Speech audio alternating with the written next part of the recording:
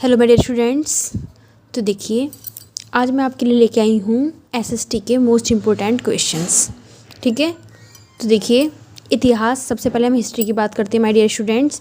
तो देखिए, भारत में राष्ट्रवाद के कुछ मोस्ट इम्पोर्टेंट एक्ट हैं, ठीक है, जिनकी आपको सन के साथ साथ उनकी आपको एक्सप्लेनेशन भी आनी चाहिए कि क्या हुआ था, कब कौन सी घटना कैसे घटी थी, उसका कारण क्या था। ठीक है, तो उनमें से सबसे पहले जो मोस्ट इम्पोर्टेंट रोल क्रिएट करता है रोलेट एक्ट, जलियांवाला हत्याकांड बाग जो था, खिलाफत प्लस असहयोग, ठीक है, सविनय अवज्ञा, दांडी यात्रा, ठीक है, सत्याग्रह, चोरा चोरी कांड, ठीक है, और जो गांधी जी के आंदोलन थे वो, विभिन्न वर्गों की भूमिका, किसान मजदूर महिला के सशक्तिकरण पे आप ज़रूर इनको बहुत अच्छी तरीके से पढ़ें। ठीक है, और उनको अपने शब्दों में व्यक्त करने की बार बार प्रैक्टिस करें। ठीक है, लिख लिख कर। अब आती है नेक्स्ट बात जो आती है वो आती है यूरोप में राष्ट्रवाद में क्या क्या था।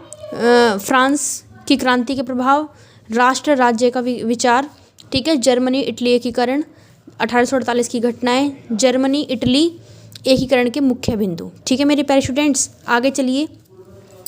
औद्योगिकरण में क्या क्या आपको टॉपिक प्रिपेयर करने हैं। कारखाना प्रणाली, श्रमिक जीवन, तकनीकी परिवर्तन के कुछ सामाजिक प्रभाव।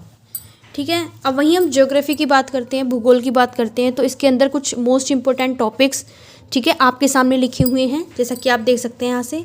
जल संसाधन, जल संकट के कारण, ठीक है, बहुउद्देशीय परियोजनाएं, इसके लाभ और हानि दोनों। ठीक है, जल संरक्षण, वर्षा जल और संचयन के तरीके। ठीक है, इनको आप बहुत अच्छी तरीके से पढ़ें, बहुत अच्छे इनके कारण, निवारण, ठीक है, और अच्छी तरीके से इनको परिभाषित करने का आप बार बार प्रयास करें लिख लिख कर। ठीक है, नेक्स्ट टॉपिक है कृषि।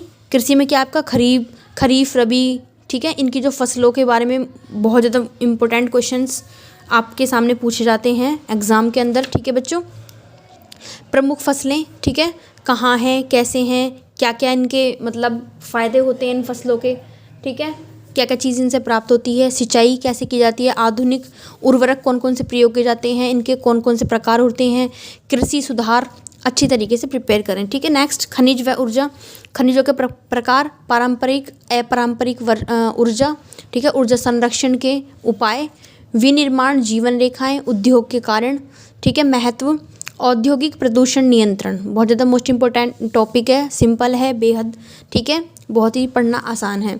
परिवहन संचार व्यापार का महत्व। अब वहीं अब आगे सिविक्स की बात करें अर्थात नागरिक शास्त्र की, तो कुछ इम्पोर्टेंट टॉपिक, संघवाद, ठीक है, विशेषताएं, शक्ति विभाजन, केंद्र राज्य संबंध, विकेंद्रीकरण, ठीक है, स्थानीय शासन, पंचायती राज आदि। ठीक है मेरे प्यारे बच्चों, आगे देखते हैं सत्ता साझेदारी के अंदर कौन कौन से इम्पोर्टेंट टॉपिक्स हैं। ठीक है, तो इसमें ये क्यों है सत्ता साझेदारी, किस लिए ज़रूरी है ये, ठीक है ना, और आपके कर प्रकार उदाहरण आधारित प्रश्न। ठीक है, जाति धर्म लिंग, ठीक है, राजनीति सांप्रदायिकता, जातिवाद की अवधारणा, ठीक है, लोकतंत्र पर प्रभाव, महिला प्रतिनिधित्व। ठीक है मेरे प्यारे स्टूडेंट्स, अब आगे चलते हैं हम। देखिए आगे क्या इंपॉर्टेंट टॉपिक्स हैं। राजनीतिक दल, इसके कार्य, चुनौतियाँ और सुधार के उपाय। सुधार करने के लिए क्या क्या उपाय हो सकते हैं वो सभी आपको राजनीतिक दल के अंदर पढ़ने हैं।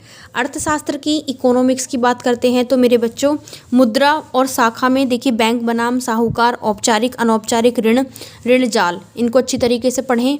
ठीक है, विकास, प्रति व्यक्ति आय की सीमाएं, गैर आर्थिक लक्ष्य, ठीक है, विकास के संकेतक, उपभोक्ता अधिकार, उपभोक्ता शोषण के तरीके, अधिकार जागरूकता के उपाय, वैश्वीकरण, एमएनसी का अर्थ, वैश्वीकरण के प्रभाव, डब्ल्यूटीओ का बेसिक रोल। ये सभी टॉपिक्स आप बहुत ही अच्छी तरीके से मेरे बच्चों पढ़ के जाएं। बहुत ही ज़्यादा ये इंपॉर्टेंट टॉपिक्स हैं, बार बार रिपीटेशन इनकी होती हुई देखी गई है। ठीक है, पिछले मैंने प्रश्न पत्र को देखा, उसके आधार पर ही मैंने ये इंपॉर्टेंट क्वेश्चन की लिस्ट बनाई है। ओके, तो इनको आप बिल्कुल भी स्किप ना करें। All the very best for your exam. ठीक है, thank for watching this class.